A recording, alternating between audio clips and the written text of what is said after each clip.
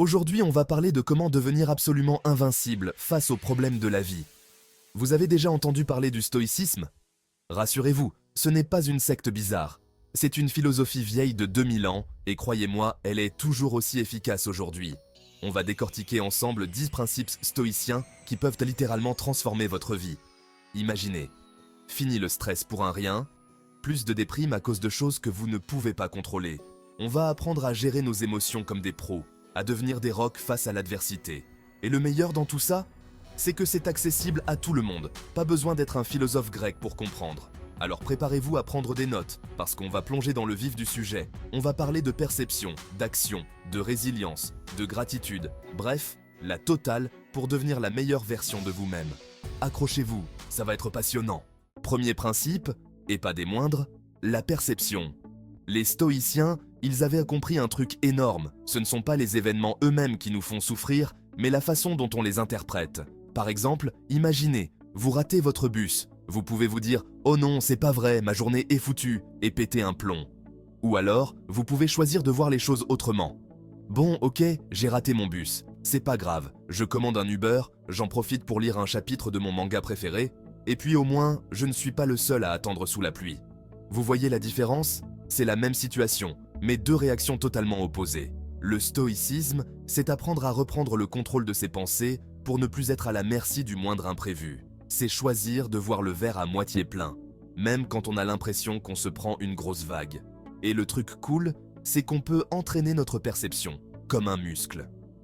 Plus on pratique, plus ça devient facile de recadrer nos pensées négatives et de les transformer en opportunités. C'est comme apprendre à faire un salto arrière. Au début, on se plante lamentablement, mais avec de la persévérance, on finit par y arriver et même à prendre notre pied. Alors, la prochaine fois que vous rencontrez une situation pénible, posez-vous la question. Est-ce que je peux voir ça d'une autre manière? Vous seriez surpris du pouvoir de la perception? Maintenant, on passe à l'action, parce que le stoïcisme, ce n'est pas juste se dire que tout va bien se passer en restant les bras ballants. C'est aussi prendre les choses en main et agir pour améliorer sa situation. Les stoïciens, ils étaient à fond sur le fait de se concentrer sur ce qu'on peut contrôler. Inutile de stresser pour la météo, les embouteillages ou le dernier scandale sur Twitter, on n'y peut rien. Par contre, on peut contrôler nos réactions, nos choix, nos actions. Alors, au lieu de râler sur ce qu'on ne peut pas changer, on se bouge pour influencer ce qui est en notre pouvoir. On a un objectif, on établit un plan d'attaque et on fonce. Pas besoin d'attendre le moment idéal ou d'avoir une confiance absolue en soi. Le simple fait d'agir, même si c'est à petite échelle, ça nous donne un sentiment de contrôle et ça nous rapproche de nos objectifs. Et puis, soyons francs, c'est quand même plus gratifiant de se dire « j'ai essayé, j'ai foiré, mais au moins j'ai appris de mes erreurs », que de se lamenter sur son sort en se disant « j'aurais dû, j'aurais pu ». Alors, on arrête de procrastiner, on retrousse ses manches et on passe à l'action. Le destin, c'est nous qui le façonnons, pas vrai? On arrive maintenant à un principe qui peut paraître un peu contre-intuitif, l'acceptation. Attendez quoi? Accepter les choses qu'on n'aime pas? Ce n'est pas un peu défaitiste comme attitude? Eh bien pas du tout. Accepter, ce n'est pas se résigner, c'est simplement reconnaître la réalité telle qu'elle est, sans se battre contre des moulins à vent. C'est arrêter de gaspiller son énergie à vouloir changer des choses qui sont hors de notre contrôle. Imaginez, vous êtes coincé dans les bouchons, impossible d'avancer. Vous avez deux options, soit vous vous énervez, vous klaxonnez comme un fou, vous stressez pour arriver à l'heure. Soit vous acceptez la situation. Vous mettez votre playlist préférée, vous en profitez pour appeler un ami. Vous respirez un bon coup. Bref, vous transformez ce moment frustrant en un moment agréable. L'acceptation, c'est la clé pour lâcher prise sur ce qu'on ne peut pas contrôler et pour se concentrer sur ce qui dépend de nous. C'est apprendre à surfer sur la vague de la vie, même quand elle est un peu agitée. Bon, maintenant, on va parler d'un truc essentiel, la sagesse. Parce que pour naviguer dans la jungle de la vie, mieux vaut avoir la tête bien faite, pas vrai? Pour les stoïciens, la sagesse, c'est la quête ultime. C'est la capacité à distinguer le bien du mal, à prendre des décisions éclairées, à vivre en accord avec la raison et la vertu. Et comment on devient sage? Eh bien, ça demande un peu d'effort.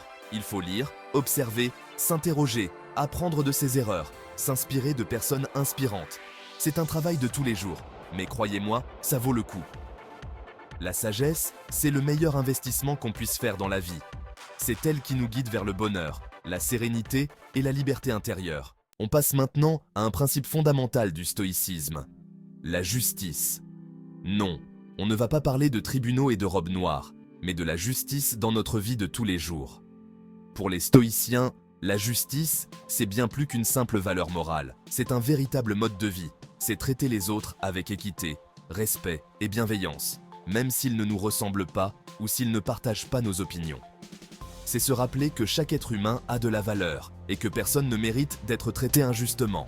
C'est lutter contre les préjugés, l'intolérance et la discrimination. En pratiquant la justice au quotidien, on contribue à créer un monde plus juste et plus harmonieux. Et en plus, ça nous rend plus heureux.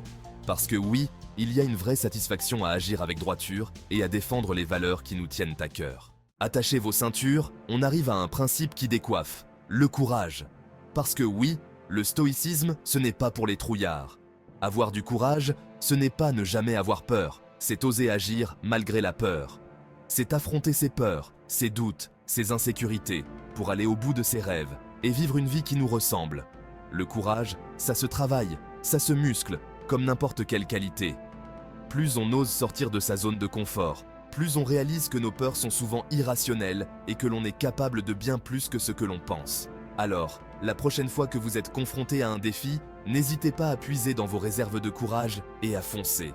Vous risquez d'être surpris par votre propre force. On passe maintenant à un principe qui prône la modération, la tempérance. Non, je ne suis pas en train de vous dire de devenir des ascètes.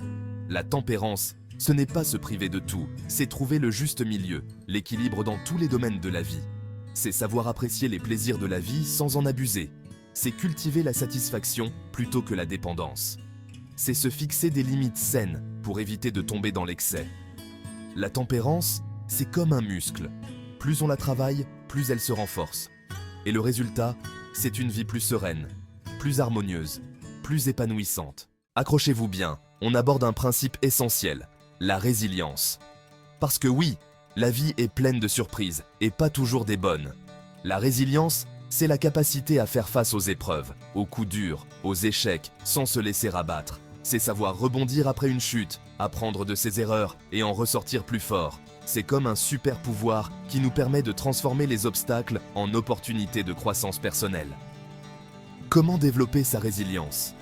En cultivant l'optimisme, en s'entourant de personnes positives, en prenant soin de soi et en n'ayant pas peur de demander de l'aide quand on en a besoin.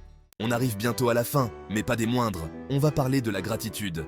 Un principe simple, mais puissant pour transformer notre façon de voir le monde. La gratitude, c'est prendre le temps d'apprécier les bonnes choses de la vie, même les plus petites. C'est remercier pour ce qu'on a, plutôt que de se plaindre pour ce qu'on n'a pas. C'est un état d'esprit qui nous permet de voir le verre à moitié plein, de savourer chaque instant et de cultiver le bonheur au quotidien. Alors, prenez l'habitude de noter chaque jour 3 choses pour lesquelles vous êtes reconnaissant. Vous verrez, ça change tout. On arrive au dernier principe, et pas des moindres, la tranquillité d'esprit. C'est un peu le but ultime du stoïcisme, atteindre un état de paix intérieure, de sérénité, de calme imperturbable. C'est apprendre à ne pas se laisser affecter par les événements extérieurs, à maîtriser ses émotions, à accepter ce qui est. La tranquillité d'esprit, ce n'est pas un état statique, c'est un cheminement, un travail sur soi de chaque instant. C'est en pratiquant les 9 autres principes stoïciens qu'on se rapproche de cet état de grâce. Alors, voilà les 10 principes stoïciens qui peuvent transformer votre vie. N'hésitez pas à les mettre en pratique au quotidien, à votre rythme. Le stoïcisme, c'est un marathon, pas un sprint. Si vous voulez aller plus loin, j'ai créé une autre vidéo où je vous donne des exercices concrets pour appliquer le stoïcisme dans votre vie de tous les jours. Le lien est dans la description. Foncez la checker. Prenez soin de vous et n'oubliez jamais, vous êtes capable de tout. Force à vous.